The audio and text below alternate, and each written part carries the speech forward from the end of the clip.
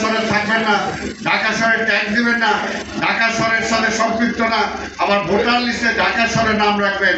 কি কারণে? ভাই, যারা সৎ লোকের শাসন বলেন, নিজের একটু সৎ হন, নিজেরা মন মানসিকতা একটু সৎ হন। আমরা তো সেটা চাই, আমরা তো ভোটের বাইরে কিছু চাই না।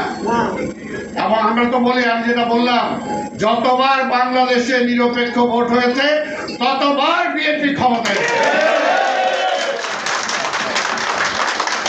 এইবারে তো বহু জাতীয় আন্তর্জাতিক ভাবে বহু চেষ্টা করছিলেন তারেক রহমানকে যাতে ক্ষমতায় আসতে না দেওয়া যায়, কিন্তু জনগণ, এই দেশের জনগণ জানে যে বিএনপি তাদের একমাত্র বন্ধু, পরীক্ষিত বন্ধু।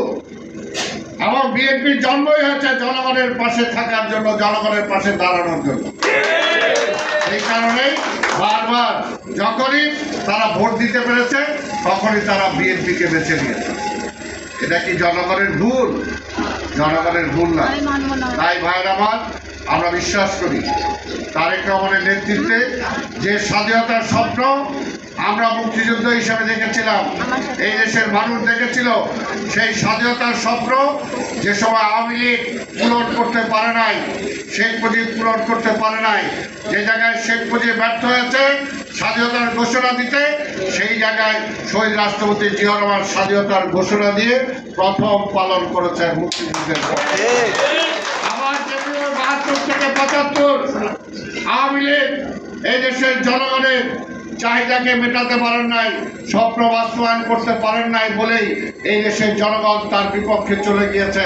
আবার শহীদ রাষ্ট্রপতি জিয়া রহমানকে যখন রাষ্ট্র ক্ষমতা দিয়েছেন, জিয়া রহমান আজকে জোর করে, কিন্তু জিয়া রহমানের জনপ্রিয়তা আসে নাই, জোর করে আসে নাই। জিয়া রহমানের জনপ্রিয়তা পার্লামেন্টে পাস করে আনতে হয় নাই। জিয়া রহমানের জনপ্রিয়তা জিয়া রহমান কাজ করে আদায় করেছেন, প্রতিষ্ঠা করেছেন। সেই কারণে স্বাধীন বাংলাদেশে আজকে ৫৫ বছর পরেও যদি কোনো ব্যক্তির নামে ভোট হয়, তাহলে সবচেয়ে জনপ্রিয়তা হলো শহীদ রাষ্ট্রপতি জিয়া রহমান। তারপরে আবার সেই একইভাবে দেখেন, আবার যখন এই দেশের ক্রাইসিস, যেটা আমি আগেই বললাম, আবার বেগম খালেদা জিয়া যখন এই দেশের শাসনভার নিয়েছেন, এখনো সবচেয়ে বাংলাদেশের জনপ্রিয় নেত্রী হলো বেগম খালেদা জিয়া।